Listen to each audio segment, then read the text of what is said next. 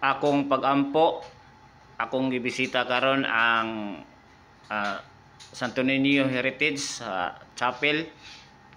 Tubangan gyud ni sa Cebu City Hall, Cebu City Government.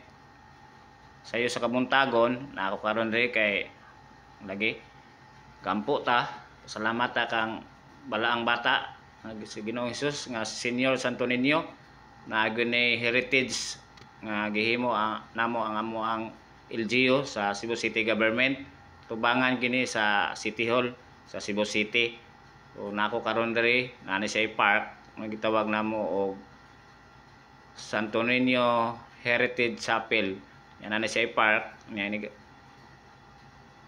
pwede ra ka mosoroy sa kilid niya, abutan na entrance. Sulod ka, pwede ka diha magampo.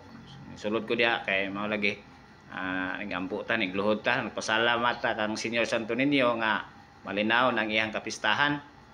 So diha gid ko, ako ning hapit ko karong buntaga kay magpasalamat ko.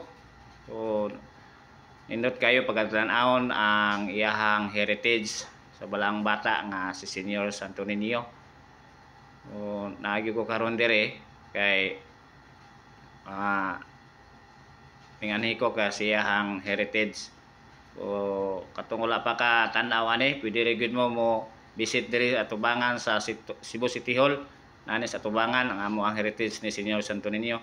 Karon na ako diri sa sulod, nagampo ta, nagluhod ta, nagaantag maayong panlawas niya. So ang iyahang message, love, faith, and unity. So kinahanglan magka-unity gyud tanang mga Subuanon. So nagpasalamat ko kang Senior Santo Niño. So katong wala pa ka bisita dire, bisita mo, hapit mo dire kang sa iyang heritage at bangin sa City Hall.